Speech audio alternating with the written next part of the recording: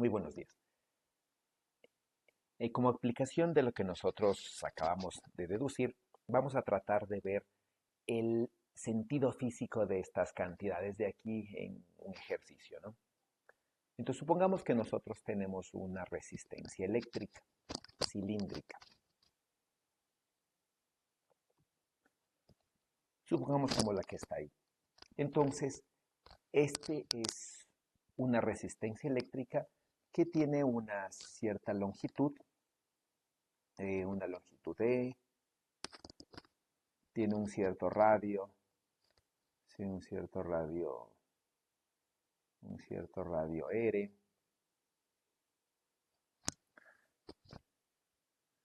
y una cierta conductividad, ¿no? Entonces, este material tiene una cierta conductividad sigma. Y supongamos entonces que esta resistencia está conectada a una diferencia de potencial, entonces digamos, la caída de potencial es B sub 0 hasta B. Entonces, como este es un material conductor, primeramente, en este material vamos a tener una cierta cantidad de corriente y cierto campo eléctrico, ¿no? Entonces, en un material conductor, lo que vamos a saber es que aquí en su interior aparece un campo eléctrico y resulta que este campo eléctrico en el interior no es nada más, ¿no?, que la diferencia de potencial sobre la distancia en la dirección del eje de este conductor, por ejemplo, en la dirección Z. Entonces este es el campo eléctrico que vamos a tener aquí y este campo eléctrico es el que genera, por ejemplo, el movimiento de corriente. Y entonces obviamente este campo eléctrico genera una densidad de corriente, ¿no?, a través de la ley de Ohm que viene dada por esto. ¿Eso qué quiere decir? Un conductor de una cierta cantidad de densidad de carga libre, y esa densidad de carga libre, cuando aparece un campo eléctrico, pues simplemente se mueve, ¿no?, en la dirección del campo por la fuerza de Lorentz, y llegamos a esta ecuación, ¿no? Entonces, lo que nosotros tendríamos es que desde el punto de vista de la ecuación que veníamos viendo, el cambio de la energía por unidad de tiempo, por unidad de volumen, no es nada más, ¿no?, que el campo eléctrico producto punto a la densidad de corriente. Y por la ley de Ohm, nosotros sabemos, ¿no?, que esto va a ser igual a solamente sigma por el campo eléctrico al cuadrado, por ejemplo. Eso en función de la densidad. Ya, ahora, esto teniendo en cuenta esta cantidad, ¿no?, esto es solamente sigma por el voltaje al cuadrado sobre la distancia al cuadrado. Esto es la densidad de energía por unidad de tiempo, ¿no?, es decir, la potencia mecánica, o de la densidad de potencia mecánica.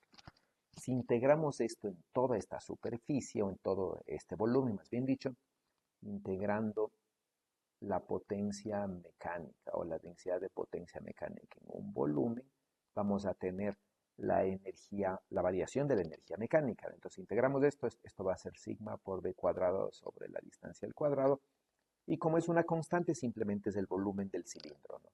El volumen del cilindro no es nada más que pi por r cuadrado por la altura, ¿no? Y si hacemos esto nos va a quedar solamente igual, ¿no?, a esto de aquí, ¿ya? A pi por r cuadrado, ¿sí?, sobre la distancia por la conductividad por el voltaje al cuadrado. Y entonces, ¿qué es lo que nosotros identificamos? Por ejemplo, pi por r cuadrado por la conductividad sobre la distancia. Para los que tomaron un curso de electricidad, nosotros podemos tener, ¿no es cierto?, la resistencia. Y la resistencia es simplemente dependiente de una cualidad que se llama la resistividad. Entonces, a mayor resistividad, ¿no?, esta letra ρ representa la resistividad, a mayor resistividad, mayor resistencia. ¿Sí? Depende de la longitud de la resistencia para una resistencia cilíndrica, y depende es inversamente con el área. Entonces, mientras más larga es el resistor, mayor es la resistencia. Mientras más sección transversal tenga, menor es la resistencia, es lo que establece esto. Y mientras mayor sea la resistividad, mayor también es la resistencia, ¿no? Ahora, la resistividad es el inverso de la conductividad. Y entonces llegamos a esta ecuación. Y eso quiere decir que esta ecuación que está aquí es solamente esta, ¿no? Pero inversa. Eso quiere decir que esta ecuación que está aquí lo que me está diciendo es que la energía mecánica no es nada más que el voltaje al cuadrado sobre la resistencia. Ahora, a través de la ley de Ohm macroscópica, ¿no? El voltaje sobre la resistencia no es nada más que la corriente.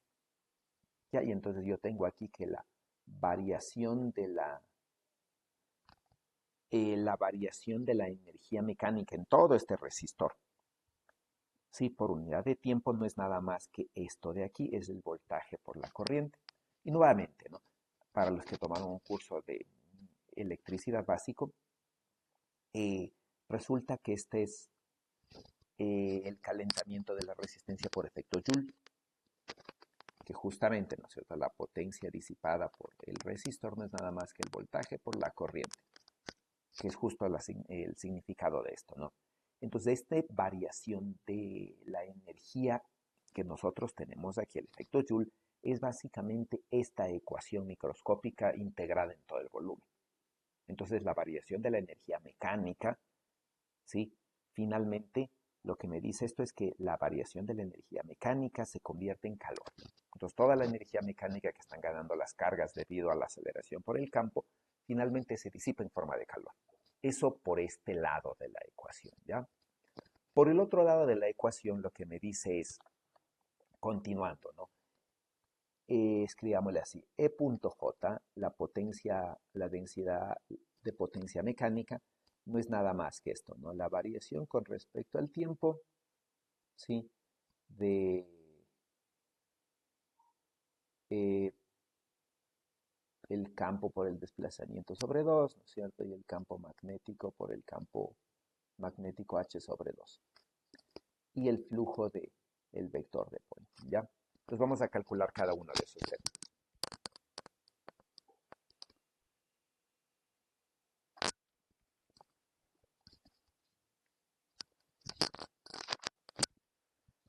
Entonces comencemos con la primera parte, ¿no? E.D.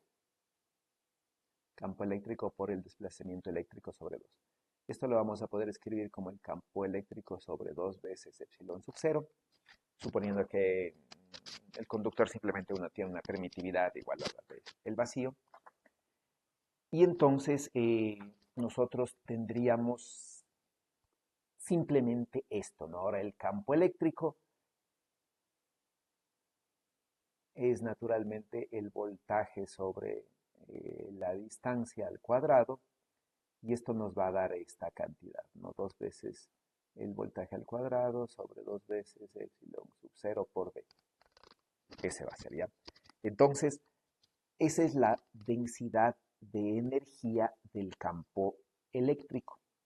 Ahora, como se supone que la fuente de voltaje, que es la que da esta diferencia de potencial V sub 0, como se supone que es una fuente de voltaje, que su valor no varía, porque está entregando energía de manera continua, toda esta cantidad es constante. Entonces, cuando nosotros procedemos a la derivada temporal de la densidad energética del campo eléctrico, esto nos da cero. Eso quiere decir que no tengo variación de la densidad energética. ¿Eso qué quiere decir? Que el campo electromagnético existe, sí, naturalmente existe, tiene una energía almacenada, ya que tiene densidad energética, ¿sí? Entonces tiene una cierta cantidad de energía almacenada. Si calculo la energía almacenada en todo este volumen, naturalmente me va a dar diferente de cero, pero lo que aquí yo necesito no es la energía almacenada, sino la variación de la energía almacenada por el campo electromagnético. Entonces, este campo electromagnético no varía su energía. Sí, eso quiere decir que las cargas eléctricas ganan energía cinética, porque esto ya vimos que era diferente de cero, pero no proviene de este. No proviene de que el campo eléctrico esté perdiendo energía. Si hacemos con respecto al campo magnético, aquí vamos a tener exactamente lo mismo, ¿no? Tenemos una cierta corriente, pongámosle aquí, ¿no es cierto? Tenemos una cierta densidad de corriente para acá, ¿sí? Entonces existe una densidad de corriente, eso sí es verdad, pero esta densidad de corriente J no varía en el tiempo. Eso quiere decir que esta densidad de corriente va a generar un campo magnético de manera general, que lo vamos a calcular, pero este campo magnético igual no depende del tiempo. Entonces vamos a proceder a calcular el campo magnético, ¿no? Entonces supongamos que nosotros tenemos aquí esta densidad de corriente J. Entonces supongamos que como dice el enunciado del ejercicio, ¿no? Esta longitud es mucho más grande que este radio, entonces podemos suponer que el cilindro es infinito y calcular el campo magnético utilizando ley de Ampère. Entonces cogemos un contorno, ¿no? Digamos un contorno así, por ejemplo, dentro, y calculamos la ley de Ampère. Entonces la ley de Ampère lo único que me dice es que la circulación del campo magnético no es nada más que dependiente del flujo de la densidad de corriente, ¿no? Entonces, por la simetría que tiene el campo magnético es uniforme, podemos calcular esto, ¿no? Simplemente como B y la longitud de la circunferencia es 2pi por el radio, y la cantidad de corriente no va a ser nada más que la densidad de corriente, producto punto, ¿no? Bueno, que digamos va a ser en Z, producto punto el diferencial de área, que también va a ser en Z. E integramos el área y nos va a quedar esto, ¿no? Si el radio es menor que L. Y entonces aquí simplificando, lo que nos queda es que el campo magnético es, ¿no? Mu sub 0 por la densidad de corriente sobre 2 no se simplifica, sobre 2. Ese sería el campo magnético. Si estoy fuera,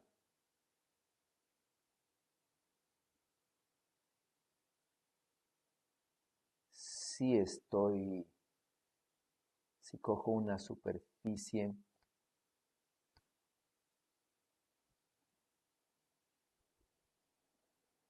si cojo un contorno, ¿no? Exterior, por ejemplo, por acá, de radio R, mayor que el radio de la, mayor que el radio de el cilindro, ¿no? Entonces lo que yo voy a tener es esto, ¿no? Voy a tener esta relación y voy a llegar a esto, ¿no? A que el campo magnético es igual a mu sub 0 por J, ¿sí? Sobre, por R cuadrado sobre 2R. Eso en ambos casos, ¿no? Para radios menores y para radios mayores. Entonces ya tengo el campo magnético, pero igual, ¿no? El campo magnético, ya sea dentro o fuera, es una cantidad constante y por lo tanto yo ya sé, ¿no? Que el campo magnético producto punto, es decir, en cualquier caso yo conozco que la variación en el tiempo, por ejemplo, del campo magnético al cuadrado sobre 2 mu sub 0, sí, por ejemplo, dentro o fuera, es 0, porque esta es una cantidad que es constante, ¿no? En el tiempo. Entonces, no tengo la variación de la energía mecánica, es decir, la aceleración de las cargas que generan la corriente, no se debe a una variación de la energía del campo electromagnético. Entonces, seguramente tiene que deberse a este de aquí. Entonces, vamos a calcular, ¿no? Entonces, ya tenemos el campo magnético dentro, ¿ya? Ya tenemos el campo magnético fuera y tenemos el campo eléctrico. ¿Sí? Entonces nosotros sabemos que aquí afuera el campo eléctrico no existe y solamente existe aquí adentro hay un campo eléctrico, ¿no? Que era B sobre D y tenía dirección Z. Entonces, yo ya conozco a qué es igual el campo eléctrico dentro, sé el campo magnético dentro, sé el campo magnético fuera, y puedo calcular el vector de Poynting. Entonces el vector de Poynting dice que es nada más, ¿no? E cruz B sobre mu sub 0. Entonces hago el E cruz B sobre mu sub 0 y me queda, ¿no?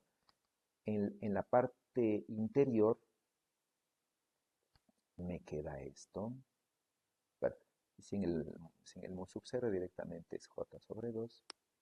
Y esto era en la dirección, pongámosle dirección a esto.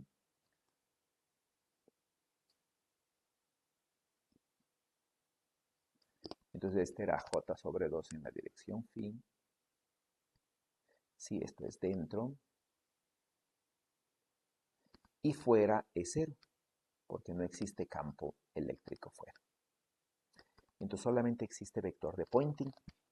Entonces tenemos un vector de Poynting dentro que aparece justo en la superficie y fuera es 0.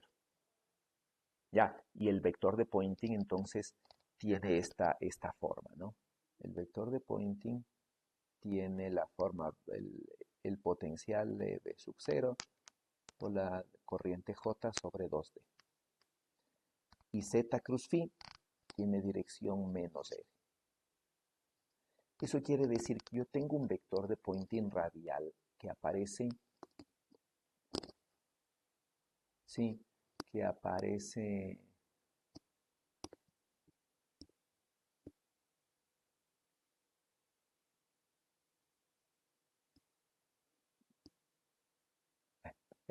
ahí, ¿sí?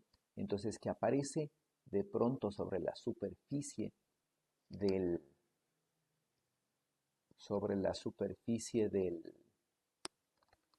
del cilindro, sobre la superficie lateral del cilindro y tiene dirección radial hacia adentro. Entonces, calculemos el flujo del vector de Poynting. ¿Ya? Entonces, el flujo del vector de Poynting a través de toda el área lateral, bueno, de toda el área que limita el cilindro, a través de esta tapa y de esta tapa superior no hay flujo porque obviamente el vector de Poynting solamente entra por los lados, ¿no? Entonces, como esta es una cantidad constante, sí, bueno, aquí me está faltando un radio, creo, perdón. Aquí arriba me está faltando un radio de la simplificación de estas, igual acá. Y nada más. Y entonces, ¿no es cierto? Yo puedo calcular el flujo sobre el área, ¿ya? Entonces, sobre esta área, el vector de Poynting tiene este valor, ¿no? B sub 0J, R vale R mayúscula, porque estoy calculando justo sobre la superficie del cilindro. Sobre 2D tiene dirección radial negativo.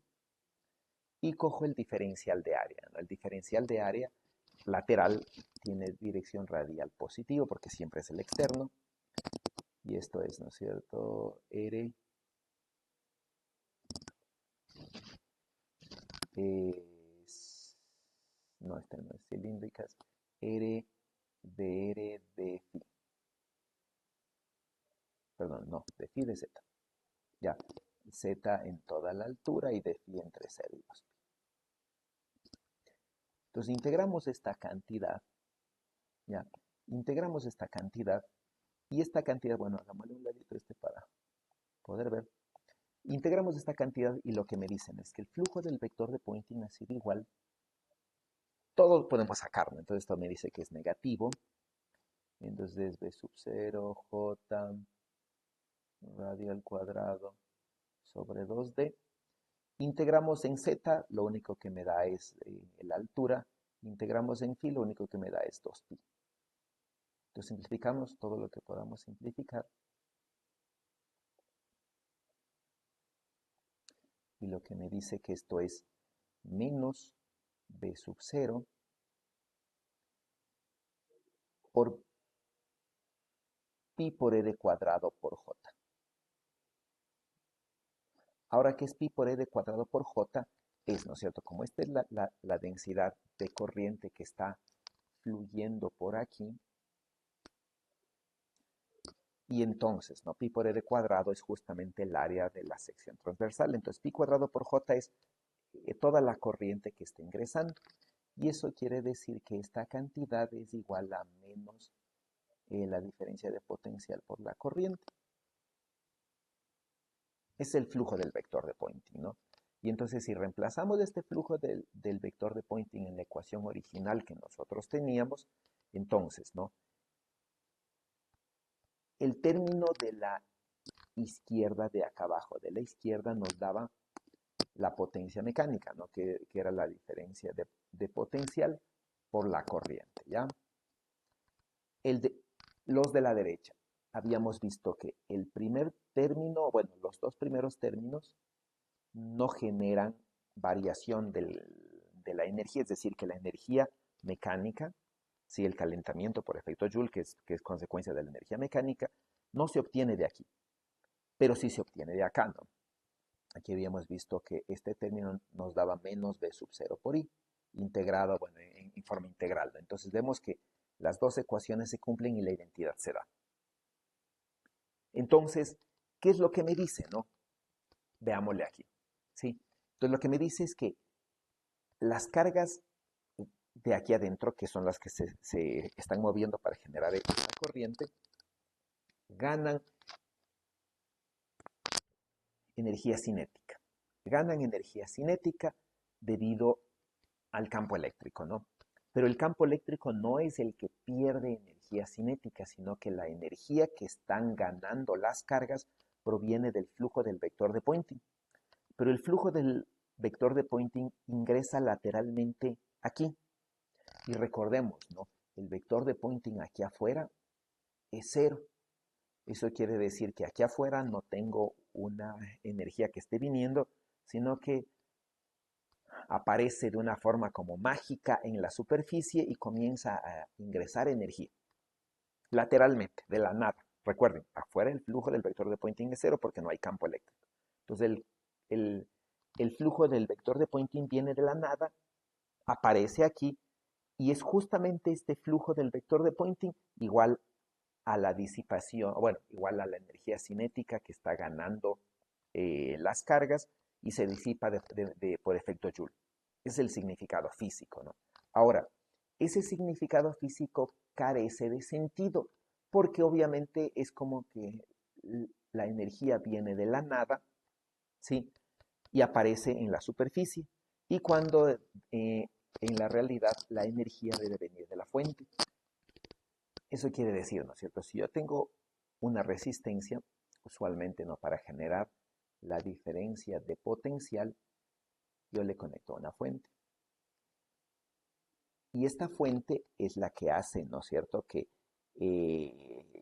aparezca la corriente y esta corriente es la que genera un calentamiento en la resistencia. Entonces, quien está proveyendo de la energía es la fuente. Entonces, a través de este alambre, yo esperaría que el vector de Poynting ingrese energía por aquí. Pero, ¿no es cierto? Físicamente lo que me dice es que el vector de Poynting no está ingresando energía por aquí, sino que está ingresando energía por los lados. Y de ninguna forma se conecta con la fuente. Entonces, ¿cuál es el problema físico que está generándose acá? ¿Ya? Lo que resulta es que nosotros cuando hicimos la deducción, encontramos esto, ¿no? Encontramos esta ecuación. Ahora, en esta ecuación, lo que nosotros podemos ver es que aquí aparece la divergencia del vector de Poynting. Y el vector de Poynting está definido así. ¿Eso qué quiere decir? Supongamos que aquí yo le sumo alguna cosa que, por ejemplo, provenga del rotacional de alguna función, digamos chi. Entonces, si yo modifico esta ecuación, el vector de Poynting ya cambió de forma matemática. Matemáticamente es otro vector. ¿Sí? Pero si yo aquí le sumo este rotacional que yo había calculado, por ejemplo, así, ¿sí? Yo sé siempre, ¿no?, que la divergencia del rotacional de alguna función es cero. Sí, bueno, si la función cumple con las condiciones usuales, ¿no?, de una función real analítica y cosas así. Entonces lo que nosotros tenemos es que esta divergencia siempre me da lo mismo. ¿Eso qué quiere decir? Matemáticamente quiere decir que el vector de Poynting está indeterminado por una cierta función, que vendría a ser el rotacional de algo, por ejemplo. Pero por otro lado quiere decir que el vector de Poynting, al estar indeterminado, no tiene una realidad física, ¿sí? Porque el vector de Poynting puede tener cualquier forma matemática. Eso quiere decir que, ¿no es cierto?, en nuestro problema, el vector de Poynting, decir que el vector de Poynting aparece en la superficie, ¿ya? Y acá afuera es 0, no es la única forma matemática del vector de Poynting. Eso quiere decir, ¿no es cierto?, que suponer que esta es la realidad y darle a este vector S una realidad física es incorrecto. Es decir, suponer que la energía está entrando por los lados en vez de venir de la fuente a través de los cables o de alguna forma, no es real porque este vector S es un vector estrictamente matemático. Sí, si este vector S yo le quisiera dar, aparte de la identidad matemática, una identidad física, yo podría hacer cualquier cambio, ¿no?, al vector S que yo tengo aquí, que era igual a este, ¿no? A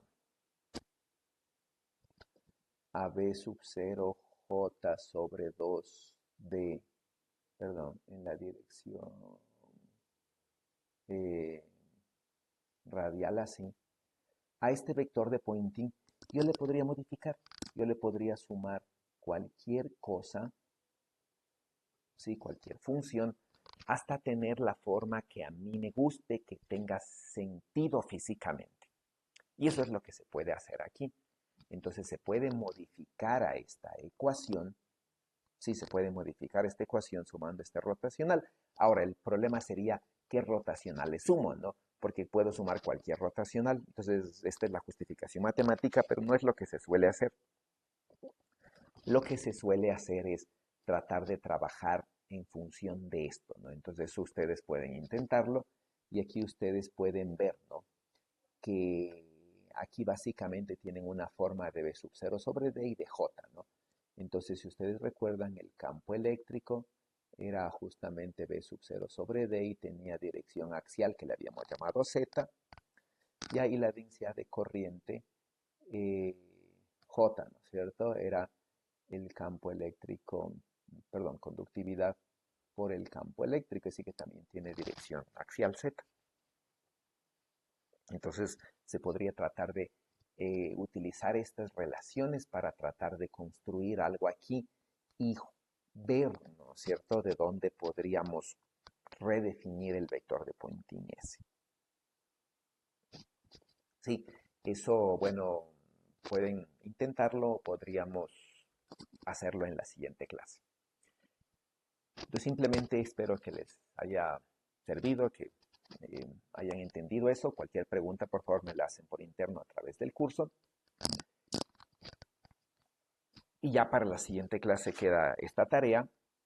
Bueno, para dentro, perdón, de 7 días queda esta tarea. Y para la siguiente clase, por favor, revisen este tema de la conservación de la cantidad de movimiento lineal y angular del libro de Griffiths, que es nuestro libro guía. Y preparen toda la sección que continúa. Muchas gracias por su atención y nos vemos en la siguiente clase. Un buen día.